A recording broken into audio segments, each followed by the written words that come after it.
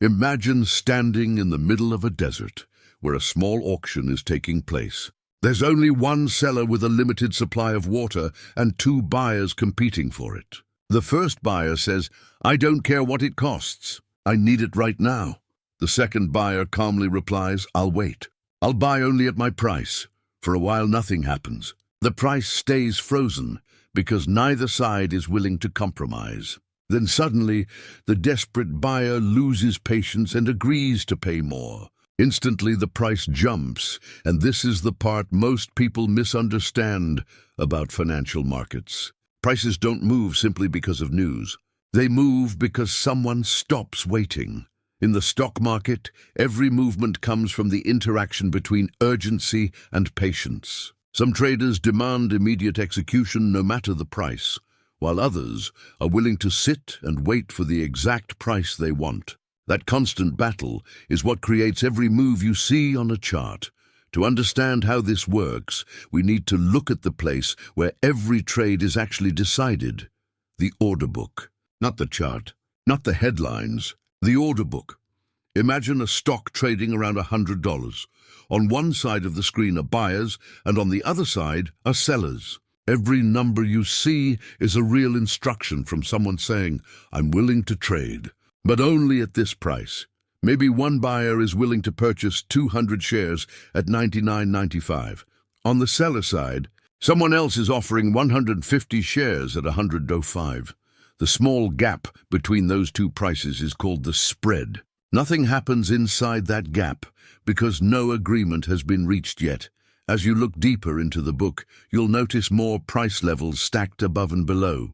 There may be more sellers waiting at 110 and even more at 120. This reveals something extremely important that most beginners never realize. The order book is not showing where price will go next.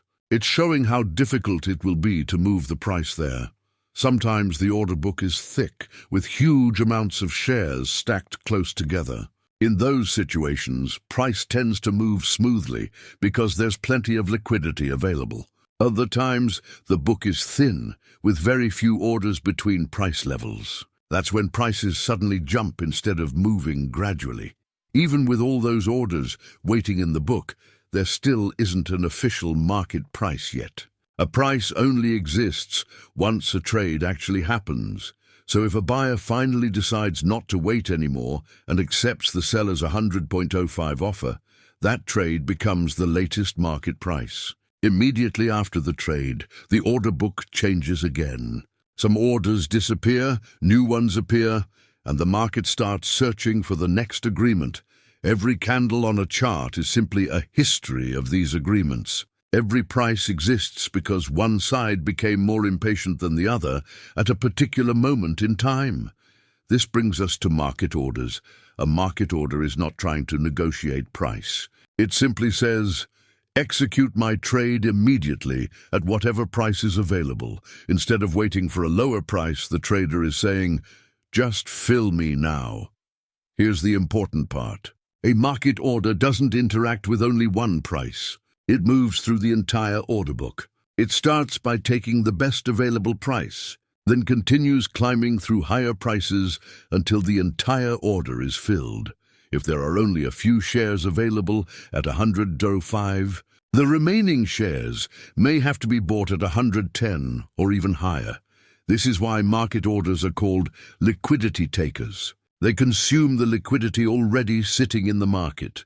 The farther the order travels through the book, the worse the average execution price becomes. That difference between the expected price and the actual execution price is called slippage. Slippage is not a hidden fee. It's simply what happens when urgency collides with limited liquidity. In highly liquid stocks, there are usually huge numbers of buyers and sellers waiting close together. So market orders move smoothly and slippage stays small. But in low-volume stocks, liquidity can disappear quickly. Imagine a stock trading around $10. There may only be a few shares available at that level. Above it, there might be almost nothing until 10:30 does.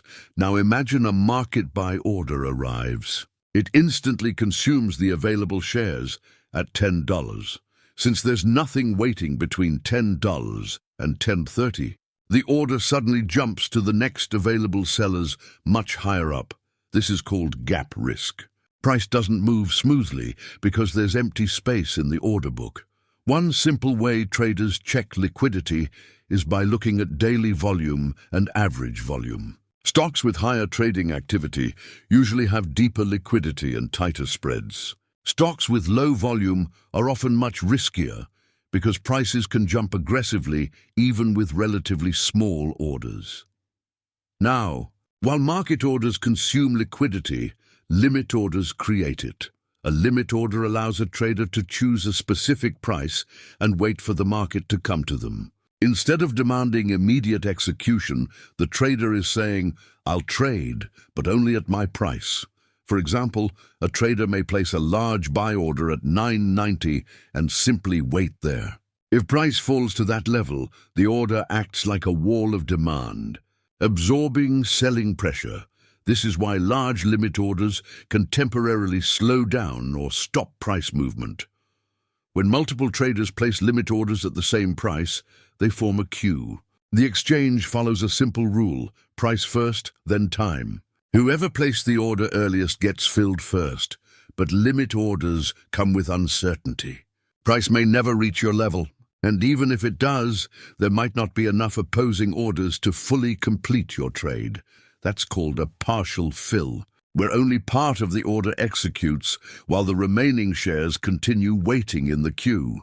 There's also another layer most beginners never see. In many professional markets, traders who provide liquidity through limit orders may actually earn small rebates from exchanges. Meanwhile, market orders often pay fees because they remove liquidity from the market. A lot of people assume market orders are bad and limit orders are safe, but that's not really true. They simply solve different problems. A market order prioritizes certainty of execution. You sacrifice price control in exchange for getting filled immediately. A limit order prioritizes price control. You sacrifice execution certainty in exchange for a better price. Neither is automatically better. They're just different trade-offs. Then there are stop losses and take-profit orders. A stop loss stays inactive until price reaches a certain level. Once triggered, it usually becomes a market order. Now imagine thousands of traders placing stop losses below the same support level. As price starts falling and reaches those stops, all of those sell orders activate at once. Those new market sell orders begin consuming the available buy orders in the book.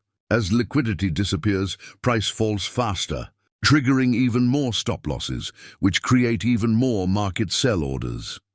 This chain reaction is why market crashes often feel so sudden and violent. At its core, the market is simply a constant interaction between patience and urgency. Prices move only when one side finally gives in. In highly liquid stocks with deep order books and tight spreads, price movement tends to stay smooth and controlled. In thin or illiquid markets, the exact same order can create massive price swings because there simply isn't enough liquidity waiting to absorb it. Understanding that difference is one of the most important things a trader can learn.